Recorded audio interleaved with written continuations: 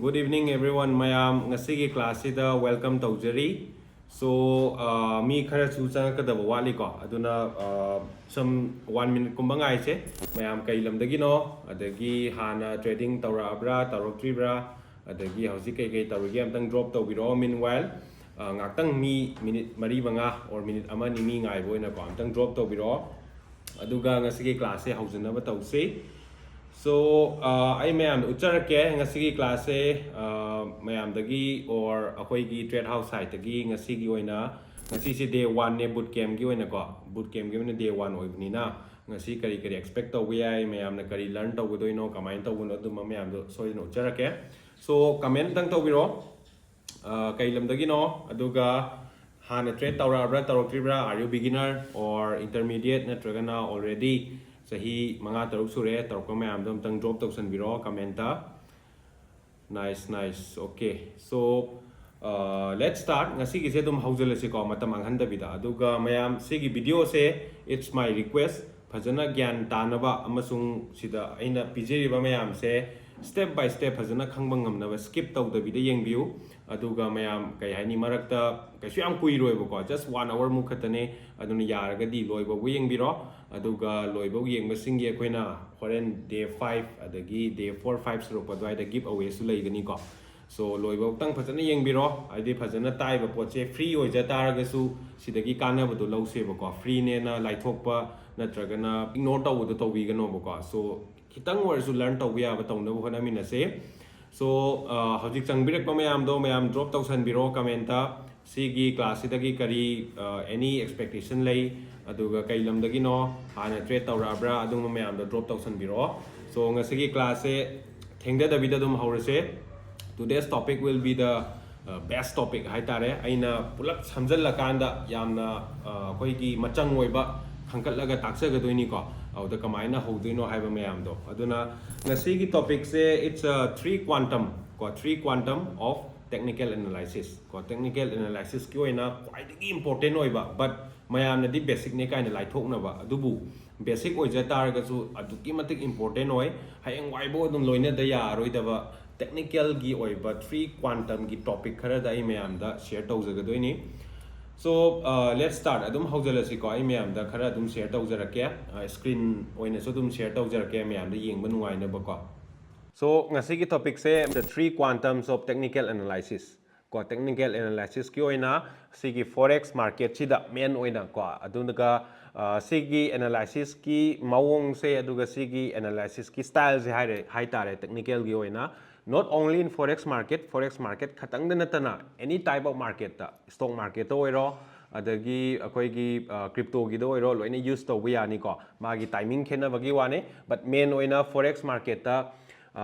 trade to we yanaba adagi technical gi oina mayam amubudi lay adubu style mayam dugi manungda aina ngasi pick tawjari se yamna quantum level da aduki matik important oiba technical analysis makhal ahum ni ahum se kai yawgadoino ai mayam dam tang ucharake. So first of all ngasi gi oina kaino se ko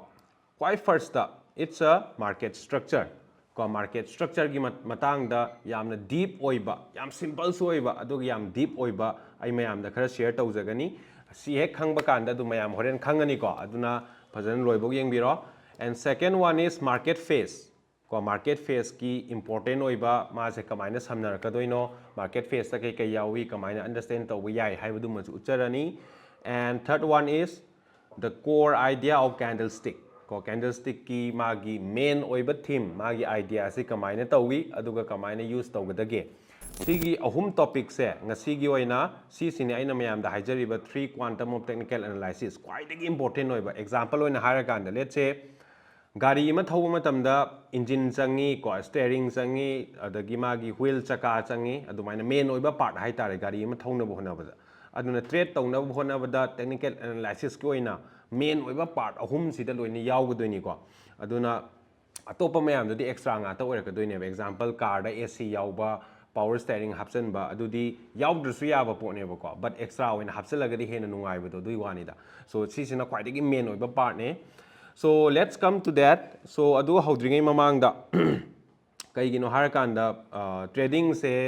main oina most of the trader fail ko 99 or 98 97% se worldwide ki oina fail oi ko si kai gi oino hai taragadi moina yengiba perspective to soiba adu natragana moina learn tarok style do good quality gi learning phangdaba or deeply understand tawdabana maram oiraga oigalli aduga main oina guidance hoiba mayam amsu leire ko aduna yam simple oina apply tawba yaba potu dane aina uchagadoi aduna if you are one of them hauzik struggle tawriba natragana nauna tamningakpa or sigi hiram sida nauna khangakpa oi taragadi ngasigi video ngasigi class it's for you guys aduna loi phok yaubiro and sigi video lorakpada mayam da aina haijagadoi sigi video se phajana yeng taragadi any technical analysis ki magi pura fundamental plus magi haurakpham hai tare ko technical analysis ki haurakpham pajana clear oigani si me de ai mayam da guarantee tawjage so sigi video se loibok phajana yengminar se I'll come to the point I start tawjarage so first of all ai mayam da sigi topic se direct haudringe da ko introduce macha amtang tawjaramge aigi ming Hiramani maibam adum mayam khangbusu yaunnaramani aduga I have been trading for 6+ years 6+ years hena ai sigi industry sida leijare aduga ngasi aina share tawjagadoi se aigi experience ki oina aina thengnajarakpa mayam do ai ngasi share tawjagadoi ni ko aduga aigi experience mayam am thengnare adubu mayam dudagi khangkatpa yaba yamna basic ti oiraga quite important oi leramba hauji gyan tara akanda ko adugi basic ti basic ne doi taragasu in advanced level hai tare ya basic ta quite important oi ba technical gi oina adugi ahum sin aina share tawjagadoi se so aigi experience ta thengnajarakpa gi matung ina yamna live maong da and apply tawbu yam nuai gadaba maong da ai mayam da share tawjarake aduga mayam so dum phajana enjoy tawbiro ngasigi class se so let's start let's come to the point ko so first of all is market structure ko market structure se yam important oi adu market structure da makhal mari laigani ko makhal mari laigani adu da ihan hana lairi se it's a bullish or uptrend ko bullish market natragana uptrend kawi second da bearish natragana downtrend kawe ba ko second da it's a bearish natragana downtrend aduga ahum subada consolidation natragana sideways and the last one is reversal so sigi mari se I hojik mayam da sida uli sini adu manung changjan chi ko bullish uptrend se kamain tawi habdo ai mayam chart ta lakse the first point hojiki market structure dugi oina the first topic was bullish natragana uptrend kaweba aduna any market ama ko so I'll come to this so any market ama mathakta ka ge hai taragadi ma se sumaina straight line da car oiba yan tai ko sumaina straight line da car oi ma mathakta ka ge hai taragadi it will come in a form of sigum mawom da karakani ba ko sigumba mawom da kagane suma mawom da kani aduna any market amana mathakta karakpa se bullish market natragana uptrend haraga khangnayeba any market amana aduga ma kabagi mawong se direct straight ta karoi sigumba khara mukaba khara mukumba khara mukaba khara mukumba sigumba mawom da karakadoini mana karakpa kanda and sigi karakpa sida sigi in a bullish market ta sigi high form torma jaga ko sumaina high form torma jaga am laini and then sumaina low form torma jaga laini aduna in bullish market si se am tang thajan jarake mayam da khangnaba ko si se either bullish natragana uptrend kaugane so bullish market natragana uptrend gi market se sigumba form am da oi aduga next point is that sigi sumaina high form torba jaga laini low form torba jaga sumaina loi laigani ko in a bullish market ta high form torba sigi jaga se akoina higher high haraga khangnai kai high ba higher high and bullish market ta sumaina low form torba jaga sina higher low haraga khangna gani ko so this is called higher low so doi taragadi sigi sisu higher high amani sisu higher low amani ko smain tawdana higher high higher low higher high higher low taruga kagadoni so this is a first market structure karambano bullish market natragana uptrend haraga khangnarani so this is the first part ngasai gi dugi ko market structure gi first part ne and second la iduna that is what we call bearish market natragana down trend kawebako. So next one is bearish market ai side ijarake. Bearish market natragana down trend.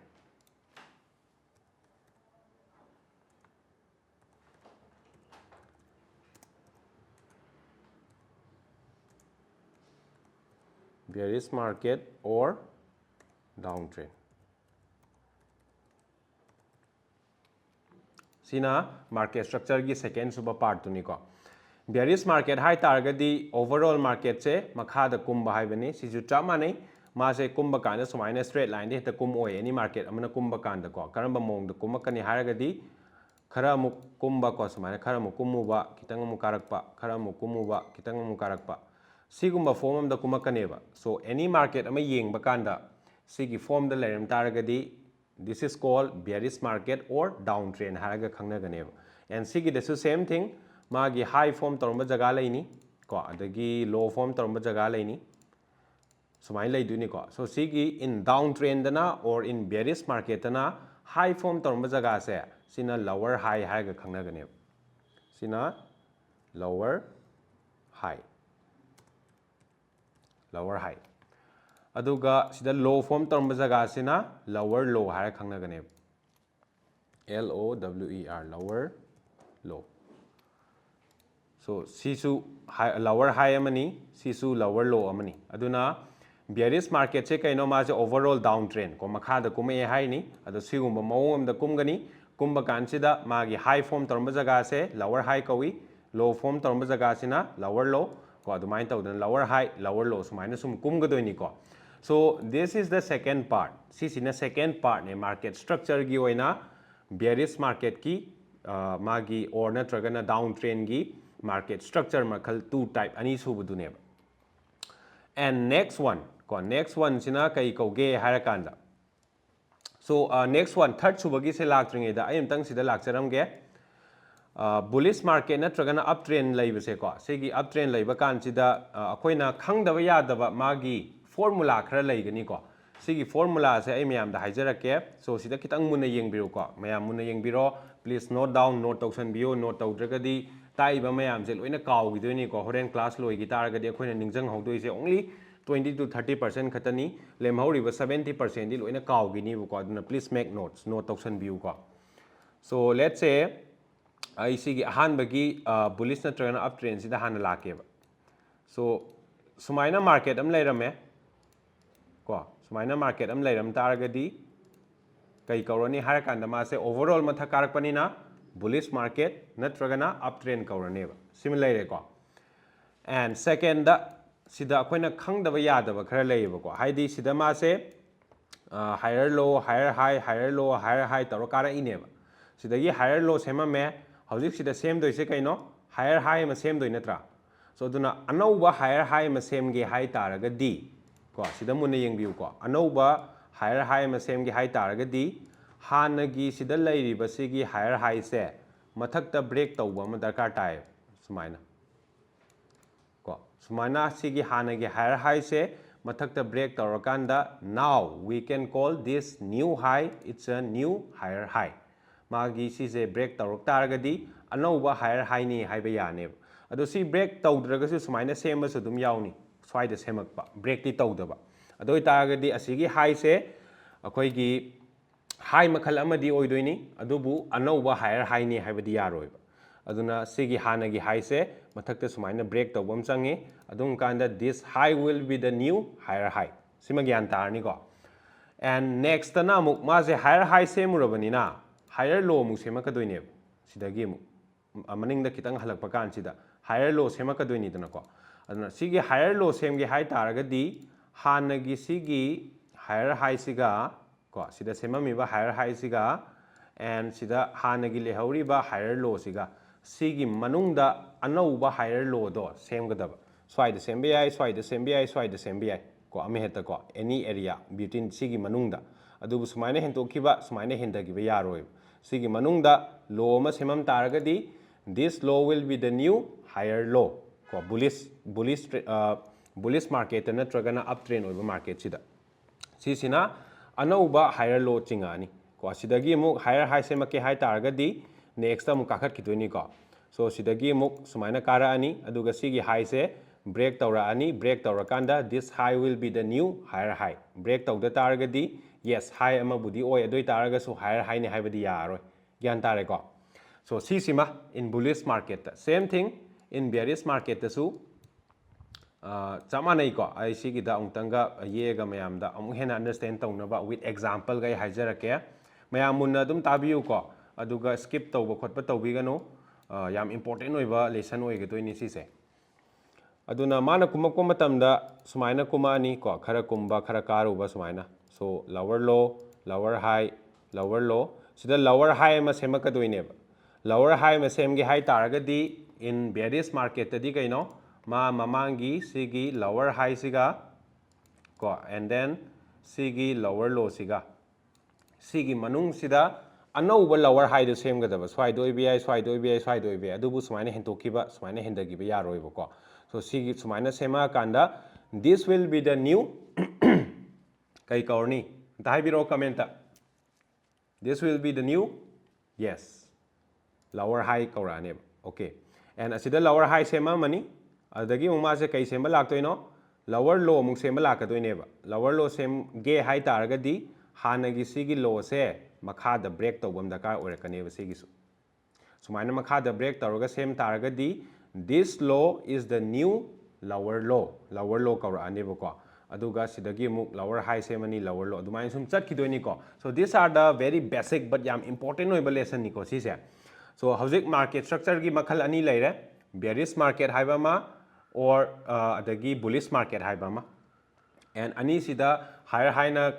kamaina semakani adagi higher low na kamain semni and bearish market ta lower high na kamain semi lower low na kamain semi magi rule khara pithok aga leijare sigi sida and next market structure ahum suba market structure sina kai kawi harakanda consolidation ko consolidation natragana sideways kaurane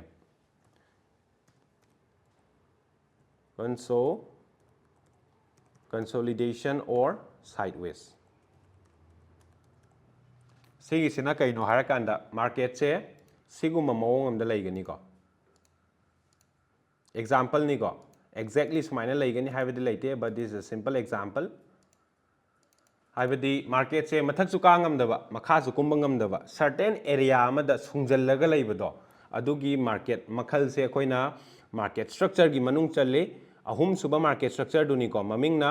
consolidation natragana sideways ka web mathak ka sungamdaba makha phajana kumba sungamdaba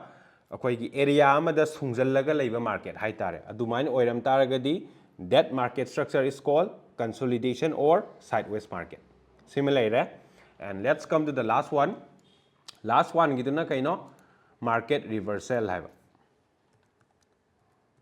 market reversal so market reversal hairak taragadi kamai tawni harakanda let's say sumaina kumamba market ama ko mase sumaina kuma kanda kamaina kuma ino lower high lower low lower high lower low taro kuma kadoineba aduda sigi sida ma na muk sidagi lakpa kanda lower high semge high taragadi sigi high se henkat pa yade haibneba inga sa hairambado ko but ma se henkale eba sumaina seme eba adoi taragadi sigi hanagi magi lakchariba structure se break tawba hore haineba mana lakchariba downtrend gi market structure se break tawba hore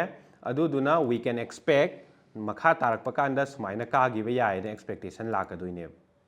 ko haibadi lower high lower low na kumjaramba market se finally it break the market structure and then we can expect higher low higher high higher low higher high ko mamai leibham hai tare market ki adugi sigi market break tawriba jaga ko sigi market break tawriba jaga se aduga haibadi hana kumamba market ama mathak kawa horokpa or karamba market ama makhada kumba horokpa sigi magi kaino se koina market reversal har khangnei ko sigi market mapa se so this is a first example second example atopa amadana sumaina karamba market ama higher high higher low na karam ma se ko sumaina karam me karam badagi sida higher low semaka doini dana higher low semge high taragadi sigi low se break to ya de haibne swai da semga dawne adubu finally ma se break tawre ko sigi structure se break tawre so si break tawrabnina we can expect ko makha tarak pakanda akoina kari expect taw yai market se sigumba form am da lak pa yai expect taw kadoine prediction lak kadoine ko everything is about prediction aduna sigi mamai lere iba sigi area do adugi area sine ba koina market reversal haiga khangna gadois mayam gyan tarni ko so these are the four market structure makhal mari lai first the bullish market natragana uptrend second the downtrend market natragana bearish market ahum subada consolidation natragana sideways and last one is market reversal sina kumamba market ama kaba haurakpagi timing do break tawraga structure break tawraga or karamba market ama makhada kumba haurakpagi timing du neba so sigi mari se aduki matik important hoy ko basic ni adu this is very important yam thin important hoy ko sigi mari se aduna si se market structure ni aduna hauji phok mayam gyan tari ko gyan taraga di mayam please drop one on the chat comment ta one am ta drop tawiro gyan taraga di comment ta one am ta drop tawiro everyone come on each and everyone yeng bi ba mayam class yaw bi ba mayam comment am ta one drop tawiro. Okay, so these are the four basics ko haibadi market structure gi manung da yaugadaba mari ne aduduna kamai tauge harakanda let's come to this one ko sida mung lakse sida lak pakanda market structure yeng pakanda ne akoina any market ama yeng pakanda ma se stock oiro forex market oiro crypto oiro sigi market structure style se ko sigi mari sigi manung da ama dum tho lerangane either bullish ta leiba ma or bearish ta leiba ma consolidation da leiba ma either natragana reversal da leiba ma sigi mari sinatana market ta thokningai kem leite aduna akoin ihan hana any market ama technical analysis oina lakpa kanda yenga kadoi se sigi mari sigi manung da karamba da leige hana yenga kadoi neba so adugi matungina buy changba sell changba mayam am lakadoini duna ko so aduna let's say bullish ta layer mein hai sai mai am example am pige bako sorry so bullish ta layer mein hai se doi taragadi khoi gi kai hai ni bullish ta layer ma hai je ma je hana dagi dum mathak ta karaga leram doi ne ba aduna mathak ta karaga leb kan yamna simple logic ama mai am da hairake ko haibadi common sense oina khangba ya ba ma adu let's say kaigumba market se yengba kanda bullish ta natragana uptrend da lairam taragadi buy changbana di hena tongjadoineba yam simple loina kaigino haragadi hana dagi dum ma se mathakta karaiba market ama khakneba aduduna buy changbana di tongjadoineba adubu bullish market ta laire haidana buy adum changba yagadra hairagadi that will be totally wrong ko kaigino harakanda yam simple example hojiki du lakke ko kaigino harakanda sida yengo nasaigi sigi bullish ta leirame ba ma se ko sumaina bullish ta leirame bullish ta leiba kan sida higher high same leirame higher high same ngai du da ma se bullish oina ina buy changjalu taragadi mana retracement haidi sumaina khara halakpagi timing ama oirakadoine ba gyan tai ko aduduna adum kanda and sigi higher high same ngai da buy chang taragadi mana higher low semakpada ai paisa mangba yai ai stop loss thengi ba yai adunu we have to be very careful so adugi matang du lakpa yana ba ai ma agalak chage ko so aduna I'll come to the next one so any market ama yengba kanda sigi mari sinatana kem thongya leite sima hana mayamna khangjan biro aduna either market structure da makhal mari lei bullish ta leiba ma any market yengba kanda ko bullish ta leiramba ma natragana bearish market ta leiramba ma consolidation da leiba ma natragana reversal da leiba ma sigi mari sinatana thokningai kem leite sima hana mayam khangjan biro si khanga kanda ko next la ka doisina we call it market phase ko market phase tala ani market phase isu aduki matik important no ko market structure hana khangaba matungda market phase kai de leirige amu yeng ka doineba aduduna market structure gi do let's say something ama leijaramani mari dui manungda ama tho ama neba next na karamba market phase ta leirige amu yeng ka doineba this is the second step aduna market phase ki oina yeng pakana there are two types of market phase yeng si ko first one is expansion phase ko second one is retracement phase mayam note tausan biu ko market phase ta makhal ani lei ꯑꯍꯥꯟꯕꯗ expansion phase ꯍꯥꯏꯕ ꯑꯃ ꯑꯅꯤꯁꯨꯕꯗ retracement phase ꯍꯥꯏꯕ ꯑꯃ ꯁꯤꯒꯤꯁꯤꯅ ꯀꯃꯥꯏꯅ ꯇꯧꯒꯦꯗꯣ ꯑꯩ ꯃꯌꯥꯝ chart ꯑꯃꯨꯛ ꯎꯠꯆꯔꯛꯀꯦ so ꯑꯩ ꯁꯤꯗ ꯎꯠꯆꯔꯛꯀꯦꯀꯣ ꯁꯤꯗ ꯃꯨꯟꯅ ꯌꯦꯡꯕꯤꯔꯣ so in bullish market ꯍꯥꯟꯅ ꯌꯦꯡꯉꯁꯦ bullish market ꯍꯥꯏꯁꯦ ꯁꯤꯒꯨꯝꯕ ꯐꯣꯔꯝꯗ ꯂꯩꯔꯝꯒꯗꯣꯏꯅꯦꯕꯀꯣ this is called a bullish market ꯀꯣ ꯃꯥꯁꯦ higher high higher low ꯅ ꯀꯥꯔꯛꯏꯕ ꯁꯤꯒꯤꯁꯤꯗ in bullish market ꯇ higher low ꯗꯒꯤꯅ higher high ꯕꯧ ꯀꯥꯔꯛꯄ ꯁꯤꯒꯤ phase ꯁꯦ expansion phase ꯀꯧꯒꯅꯦꯕ ꯀꯣ expansion phase I'll write down expansion phase ꯀꯣ ꯀꯔꯝꯕꯅꯣ ꯍꯥꯏꯔꯀꯥꯟꯗ ꯑꯩ ꯁꯤꯗ ꯌꯦꯛꯆꯔꯛꯀꯦ ꯑꯃꯨꯛ ꯍꯦꯟꯅ ꯒ꯭ꯌꯥꯟ ꯇꯥꯅꯕ higher low ꯗꯒꯤꯅ higher high ꯕꯧ ꯂꯥꯛꯄ ꯁꯤꯒꯤ phase say it's called expansion phase ꯀꯣ ꯍꯥꯏꯕꯗꯤ ꯀꯩꯒꯤꯅꯣ ꯍꯥꯏꯔꯀꯥꯟꯗ ꯃꯥꯁꯦ bullish ꯅꯤꯗꯅ bullish market ꯍꯥꯏꯁꯦ ꯃꯊꯛꯇ ꯀꯥꯔꯤꯅꯦꯕ overall ꯃꯥꯅ ꯆꯠꯂꯤꯕ ꯃꯥꯏꯀꯩꯗꯨꯗ ꯍꯦꯟꯅ expand ꯇꯧꯔꯛꯄ phase ꯍꯥꯏꯇꯥꯔꯦ ꯑꯗꯨ ꯑꯣꯏꯇꯥꯔꯒꯗꯤ higher low ꯗꯒꯤ higher high ꯕꯧ ꯂꯥꯛꯏꯁꯦ ꯃꯥ high ꯑꯃ break ꯇꯧꯔꯒ ꯂꯥꯛꯇꯣꯏꯅꯤꯅ ꯁꯤꯒꯤ phase say expansion phase ꯀꯧꯋꯦꯕ and higher high ꯗꯒꯤ bullish market ꯇꯅꯤꯀꯣ higher high ꯗꯒꯤ higher low ꯕꯧ ꯃꯅꯤꯡ ꯈꯤꯇꯪ ꯍꯜꯂꯝꯕꯁꯦ ꯁꯤꯒꯤ phase ꯁꯤꯅ retracement phase ꯀꯧꯋꯦꯕ ꯁꯤꯅ retracement phase so sidagi higher high dagina higher low bo kitang halambase sigi phase ina we call it retracement phase ko aduna expansion retracement expansion retracement expansion retracement adumai chakkadoini ko sina bullish market ki same thing in bearish market ko bearish market ta su yengsi downtrend market ta downtrend market sidasu same thing sumai leramgadoini ma se ko haibadi makhada kummaga lower high lower low semaga leramgadoini sigi sidana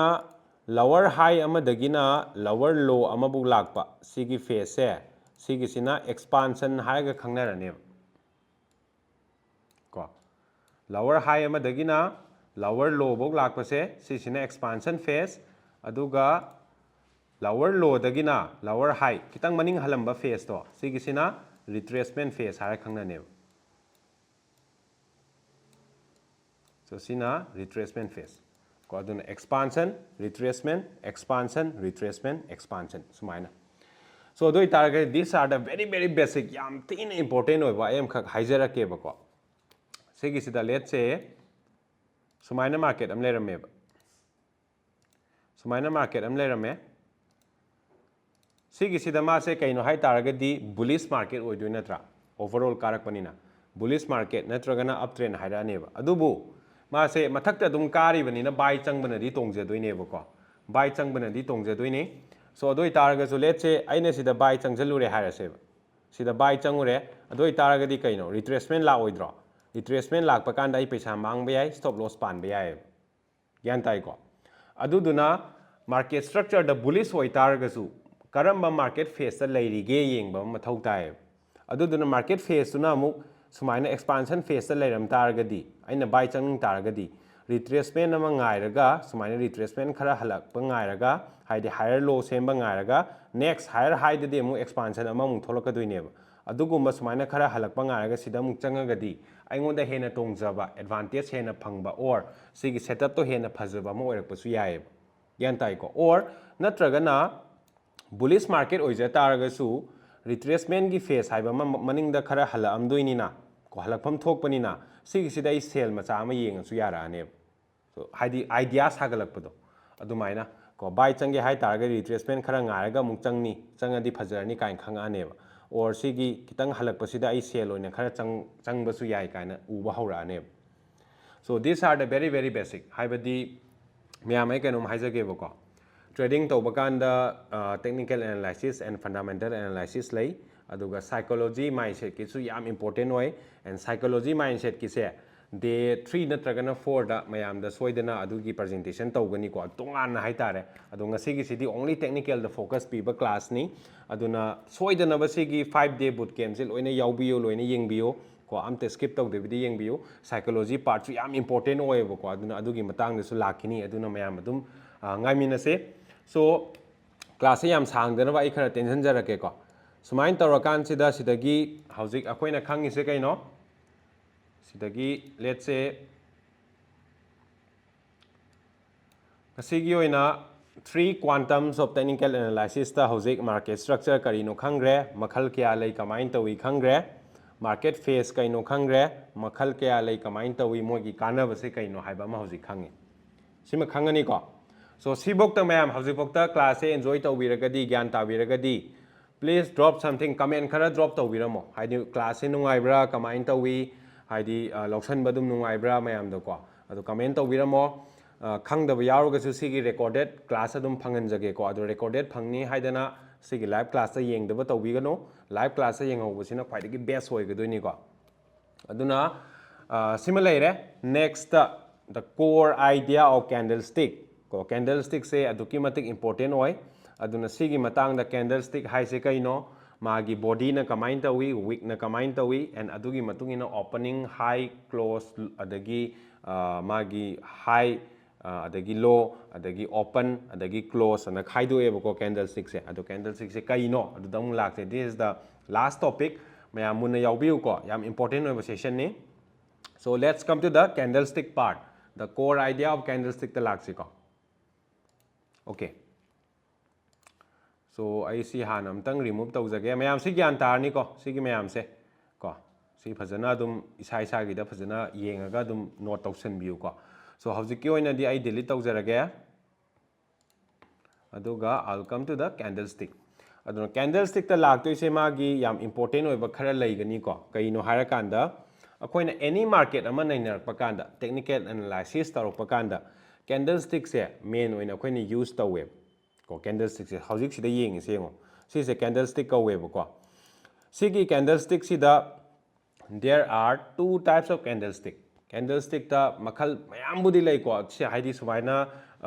body na pi agadi maru akoi gi doji candle kawi maru buju candle kawi adu wada mayam lai ko adu khangbagi kem mathau ta de mayam ai kenom haijage adu mayam do khangbagi kem mathau ta de there are only two types of candlestick makhal ani lai gani adu la ke ko. First candlestick is called yam simple oina bullish candle kawi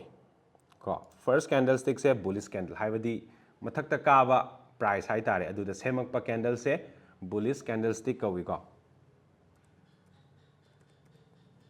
bullish candle. And the second type is called bearish candle.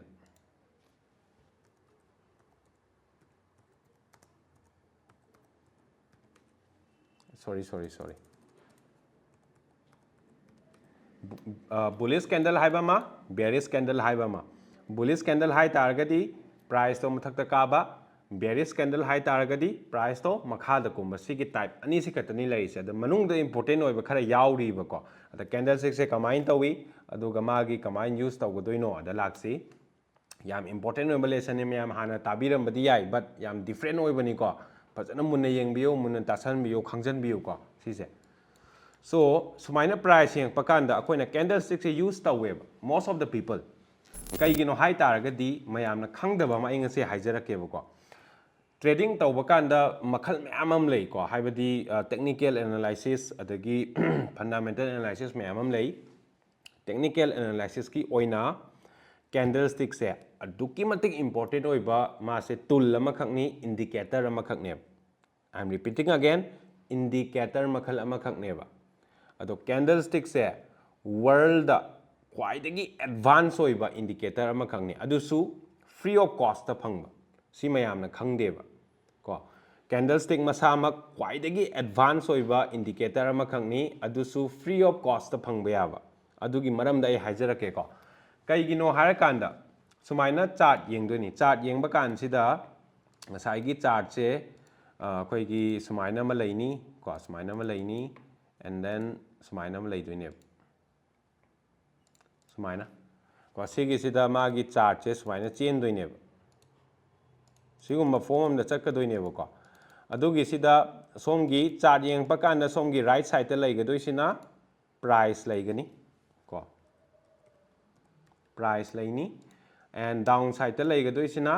time laineba sina time laiganeba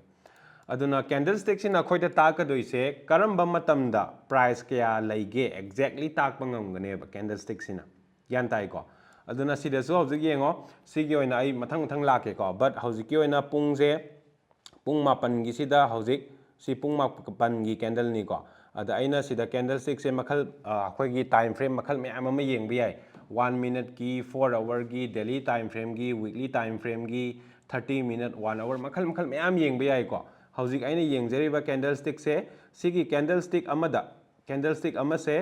4 hour na sai haine 4 hour gi candlestick time frame da ne ban yengi se ko aduna sigi candlestick ama se 4 hour na sai haini ko aduna sigi matungina sumaina price khak yengbagi oina di sida mayam haurak torabani ko so I'll show you sumaina price khak yengbagi oina di sumaina yengasu yai yaroidra simba form da yengba yaroidra sisu dum khange ba yan tai ko or we can look sumaina yengasu yai magi price yengba adu da gi di and sumaina yengasu yai ba yadaba natte ba but why we are using candlestick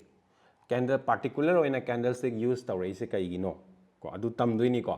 adu yam simple oina haragadi candlestick masamak khwaidagi advance oiba indicator ama khakni sima hana mayam khangbiro adugi reason do adum sum khangakini ko class yaura kanda aduga atopa indicator mayam lay RSI Bollinger Band mayam su taramani atu mayam lay ko moidi they are all lagging indicator paisa pay taroga layba lay mayam am lay ko moi se price na thokpa loirakanda indicate tarokpa indicator ngatane they are also called as also known as lagging indicator ko adu mayam dudagi candlestick mukana balai te adu candlestick se pajana understand tawam dakar tai ko adugi core oiba idea do share taw hawjara age so let's start from bullish candle ko bullish candle se kamain tawi today harake so in bullish candle se siguma mawam da laini aduga ai green color ohalake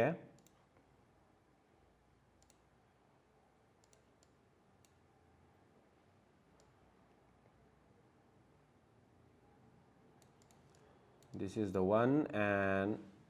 siga manaba ma bearish candle nen laurasi sigi color sina red ohalake red ohendri se kai gino adu se haijarake ko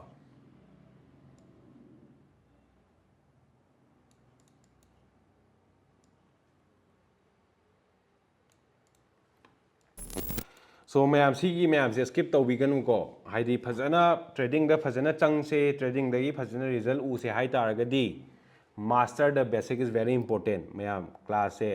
yaubudangi phajana haidi ngaktangi yaubu ina yaubiganu mamutana phajana yaubiyobo ko ai so ai gi best level da hona jarai ni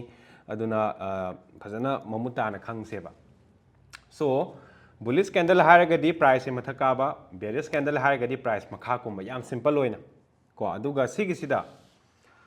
khoigi bullish candle line green oil ise aigi oina di yengo sida green ga black ka oidana ko aigi green orisina bullish candle ni black orisina bearish candle makha ko makpane ba ado sigi oina di color se akoina thamningba color semba yai yellow ohela su yai blue ohela su yai white ohenba green ohenba loi oheningba yai ba but universal oina khangna ba color hai taragadi ko universal oina green candle oiragadi green machugi oiragadi bullish candle ne na khangnai red machugi candle oiragadi bearish candle ne na khangnai ba ko adugi oina sumaina ohenjabani example piba nuwaina ba and understand hena tauna ba but ko na khanga kanda di isana apamba color loin change tawba yabani ko aigi oina di bullish na green ohele bearish na black ohele ko so sigi candle se candle amaga amaga loi manai ada bullish haiga mathaka ba bearish haiga na makha kumba so sigi sida khangdoi se sigi rectangle oiba green oiba jaga se ko sigi green oiba jaga se sigi whole candle sigi oina body of the candle ne candle gi body ka web ko this is the body of the candle BODY candle gi body ne aduga mathakta machayem yawe makhada machayem yawe ko sina kai kawi harakanda wick kauganeba WICK the wick se weak oina dum hires yai, but atopa mi kharana atopa trader kharana shadow of the candle kaina haina busu yawe, shadow of the price kaina haina busu yawe ko, but yam simple oina asigi rectangle oriba sigi green oriba jaga sina body of the candle aduga mathakka makhaga da yaurisina weak haraga khangnai ko, adu si se kai kai no yengse sigi sida hena gyan tana budu mai haijarake ko. So sina weak kaugre audagi sida ai level khara khaidorake.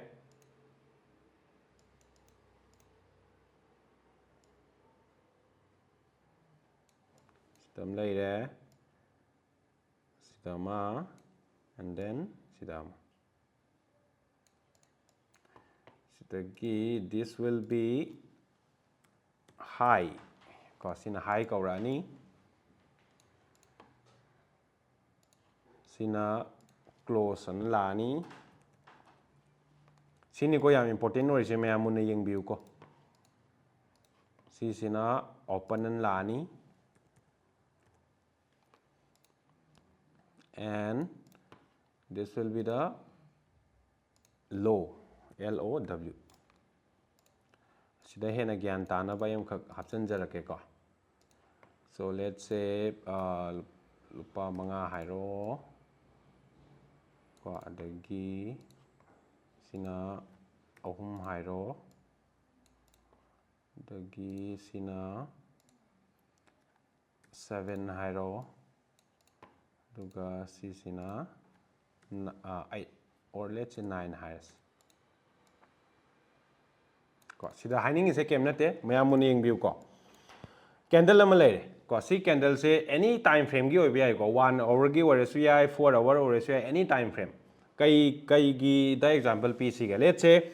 4 hour candle ne lower si ko, si candle se 4 hour gi candle ne lower se ado itar ga di si gi 4 hour si gi manung sida mana tawri se ma lupa manga do open tawre ba ko, lupa manga do open tawre price se aduga si gi 4 hour gi manung sida ma lupa ahum bok su kumure ko, lupa ahum bok su kumamme adagi ma lupa mapan bok su wangamme pung mari 4 hour candle sigi manungda, and then finally kitang kumaga lupa tareta close tawe haibane ko. Doi taragadi magi open price ti lupa manga ni, close na lupa tare ni, doi taragadi price so mathakarai netra bullish close neba ko. Adu opening na makha da leire, low na sida leire, si candle sigi high na sida leire, close na sida leire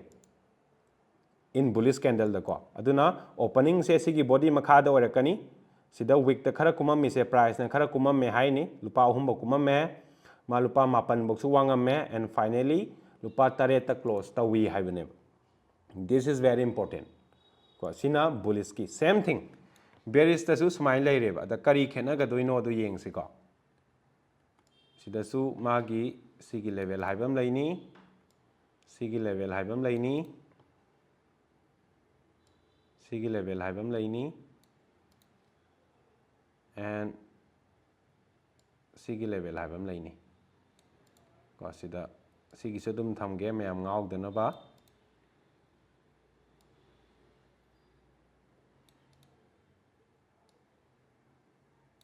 okay. Sigi high se sigi su bearish ki ju si high dum kauni, sigi low se bearish ki su low of the candle adum kauni. Khena ka doi se kaino ani sida khena doi se kaino mun yeng view ko, ani da khena ga doi se sigi no opening se makha da oidra bullish ki di, sigi no opening se mathak ta oirakane ba aduga close ina makha da lakane. For example smile le ha se si lupa mapan bo wangam me ha si sida open tawre ha si sida smile le ha si sigi na smile le ha si o sida mai je kaino sigi 4 hour candle gi manung se lupa tare to open tawre price se lupa mapan bok su wangam me karam me, and lupa ahum bok su ma kumam me, and finally kitang kara aga lupa manga da close tawe haibane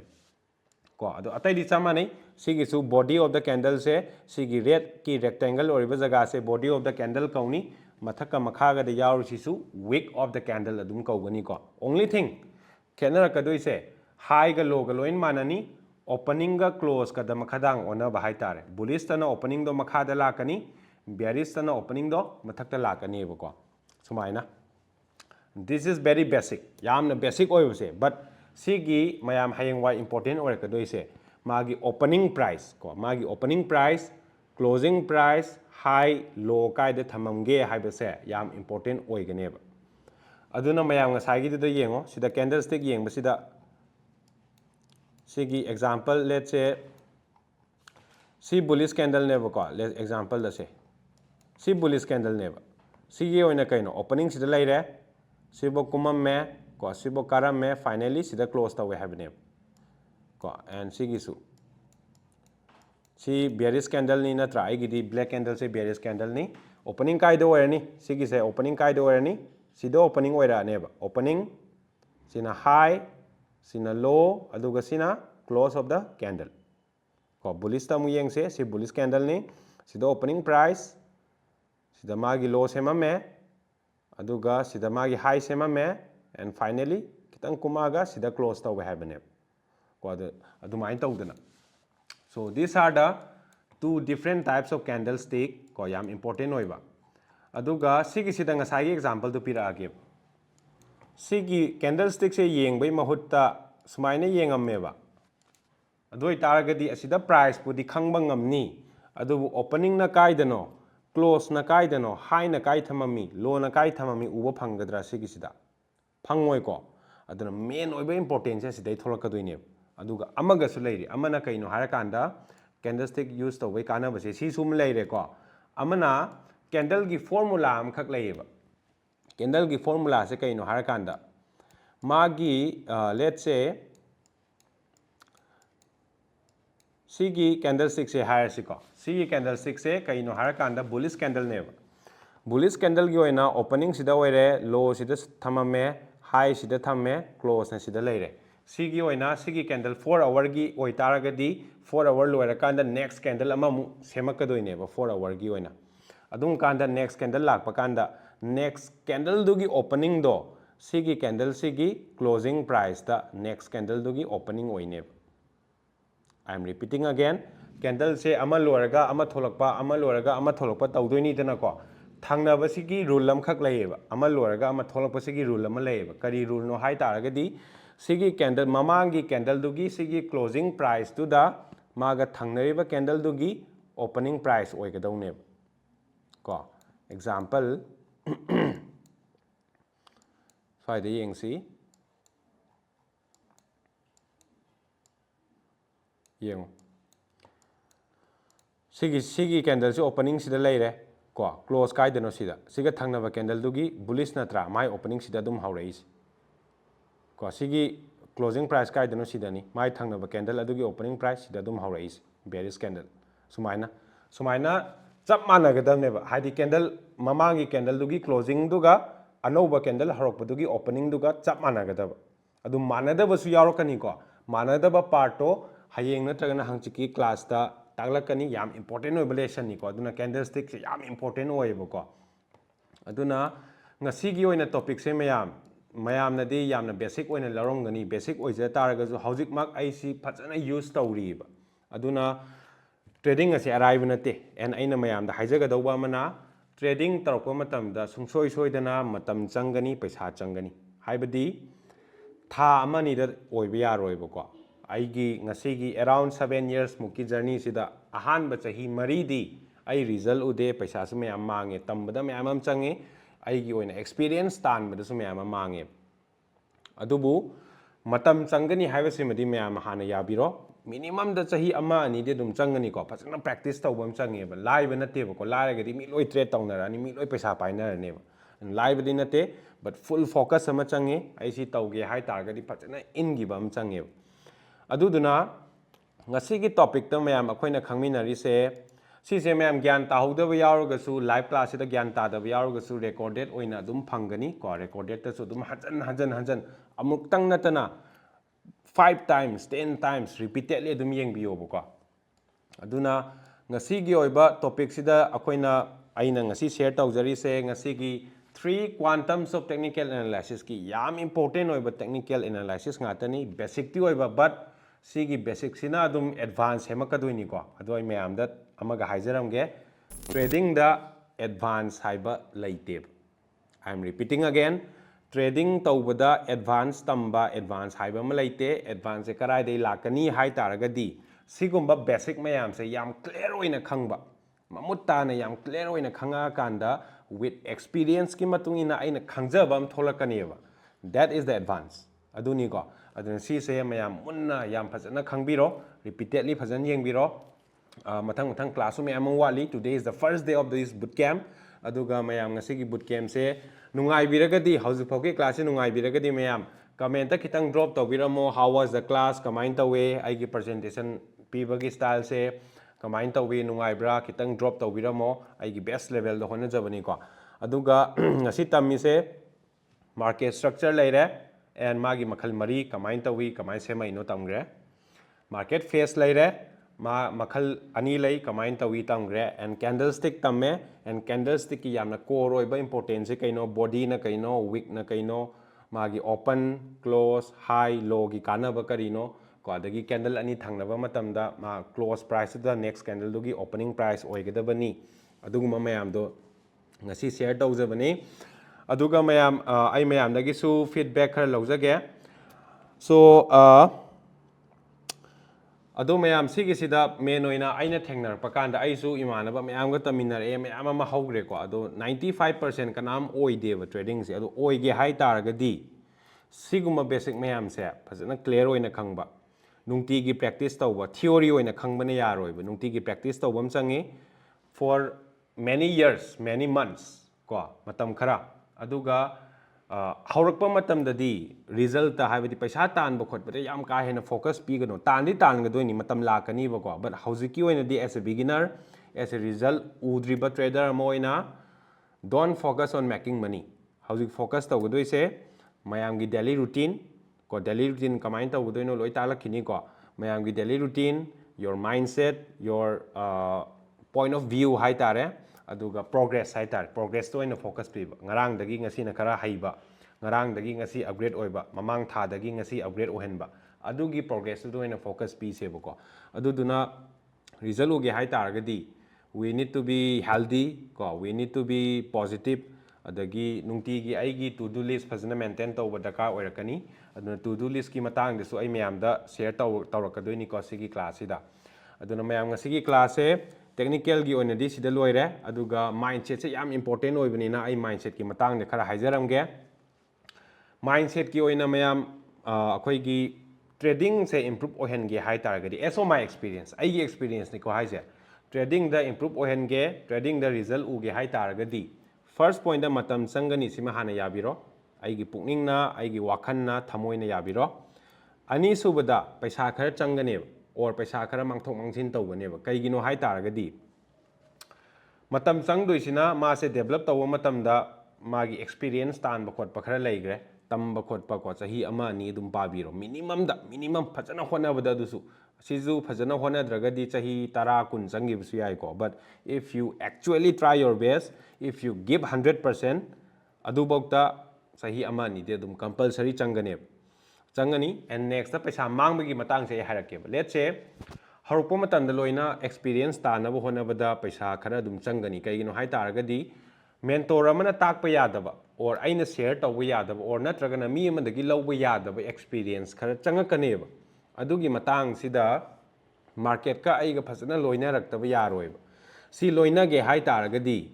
aigi let's say experience se kamai tawni haragadi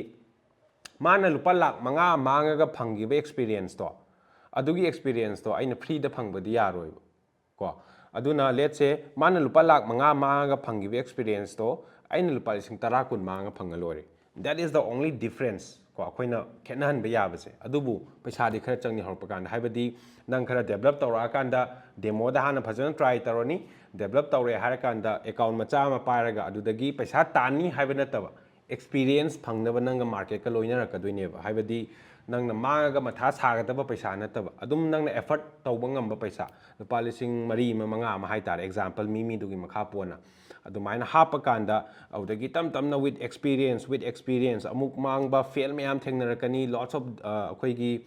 isana isa thajaraktabai matam mayam lakhini ko aingonda sum mayam ama throughout tawre adu mayam da loina overcome tawba ngamakadoi step by step lakadoi ko and proper guidance ama changi proper community ma changi hangbam akhoi matam da hangbam kanam lerakte ko aduna hojikti trade house ka lere ise adugini mayam akhoi na trade house ka mayam gi damakta thokjara ise ko aduna